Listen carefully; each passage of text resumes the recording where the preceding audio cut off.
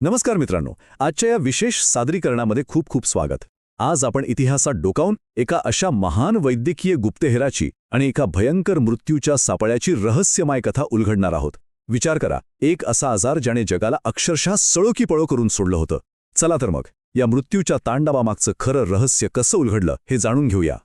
आता आजच्या काळात डास आणि मलेरियाचा संबंध आपल्याला अगदी सहज माहिती असतो, बरोबर?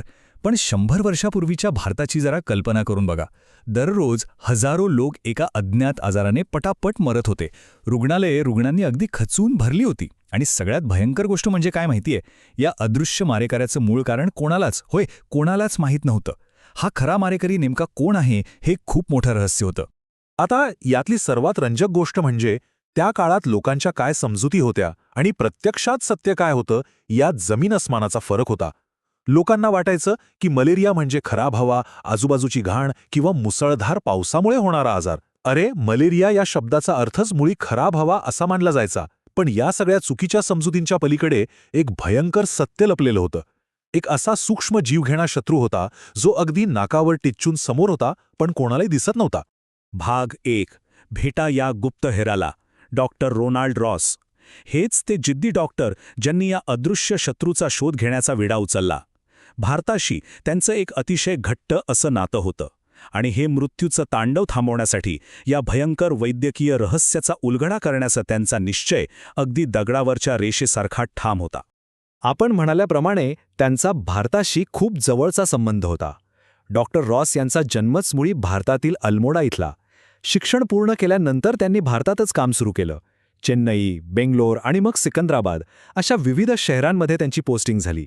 आणि या संपूर्ण प्रवासात त्यांनी मलेरियाचे हजारो रुग्ण स्वतःच्या डोळ्यांनी तडफडताना पाहिले. या सततच्या अनुभवामुळेच त्यांच्या मनात एक आग निर्माण झाली की काहीही झालं तरी या रोगाच्या मुळाशी जायचंच. भाग 2. अत्यंत कठीण संशोधन. मित्रांनो, हा रस्ता अजिबात सोपा नव्हता. त्या काळातील वास्तवाचा विचार केला तर आजच्यासारखी कोणतीही हायटेक लॅब, मोठी मशीन्स किंवा कम्प्युटर त्यांच्याकडे नव्हते. कोणत्याही प्रगत तंत्रज्ञानाशिवाय एका जीवघेण्या रोगाचा अभ्यास करणं हे किती भयंकर आणि आव्हानात्मक असेल याची आपण फक्त कल्पनाच करू शकतो. मग त्यांनी काम कसं केलं? तर त्यांची पद्धत अतिशय साधी पण प्रचंड कष्टाची होती. कोणतीही आधुनिक साधनं नसताना रॉस यांनी अक्षरशः स्वतःच्या हातांनी जिवंत डास पकडायला सुरुवात केली. हो, अगदी खरेखुरे जिवंत डास.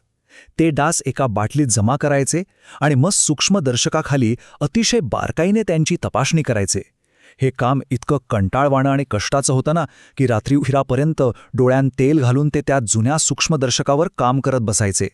अर्थात या प्रवासात अनेकदा प्रयोग फसले. एकदा तर काय झालं, त्यांनी चक्क चुकीच्या प्रकारच्या डासांवर सलग अनेक दिवस संशोधन केलं. आणि एवढे दिवस खपल्यावर त्यांच्या लक्षात आलं की अरे, हे डास तर मलेरिया पसरवतच नाहीत. विचार करा, त्या क्षणी किती प्रचंड निराशा आली असेल. सगळी मेहनत वाया गेल्यासारखी वाटली असेल. पण डॉक्टर रॉस यांची खासियतच ही होती की त्यांनी कधीही हार मानली नाही. ते निराश नक्कीच झाले, पण त्यांनी आपलं संशोधन एका सेकंदासाठीही थांबवलं नाही. भाग 3. ऐतिहासिक यश. तारीख होती 20 ऑगस्ट 1897. अनेक वर्षांची अफाट मेहनत, निराशा आणि न थकता केलेले प्रयत्न अखेर सिकंदराबादच्या त्या लॅबमध्ये फळाला आले. याच दिवशी डॉक्टर रॉस यांच्या संशोधनाला एक असं अभूतपूर्व यश मिळालं ज्याने संपूर्ण जगाचं लक्ष वेधून घेतलं.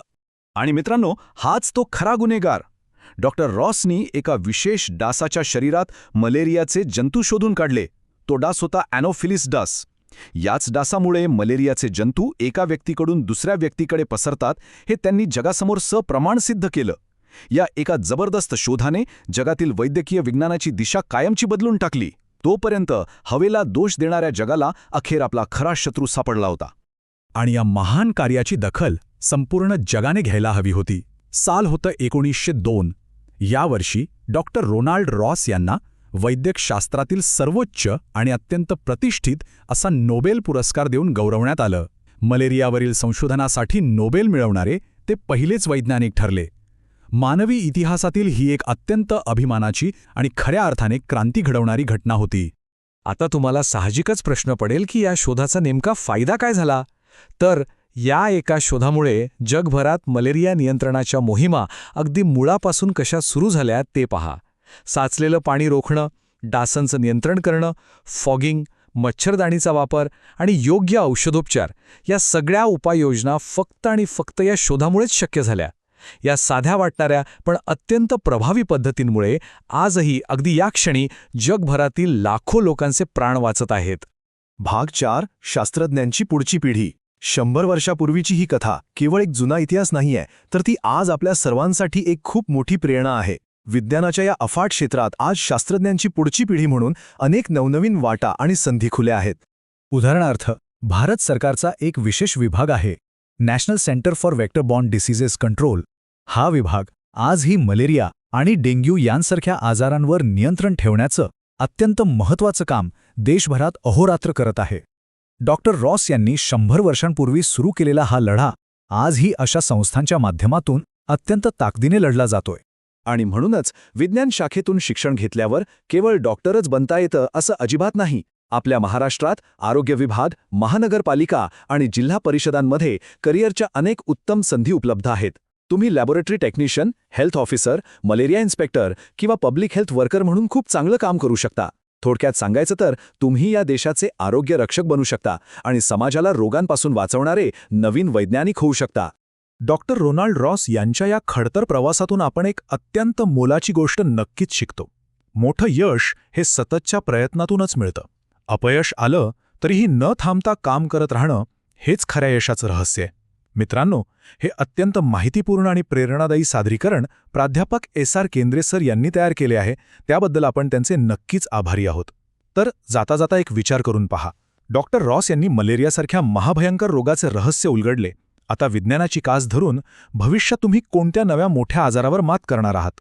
विचार नक्की करा.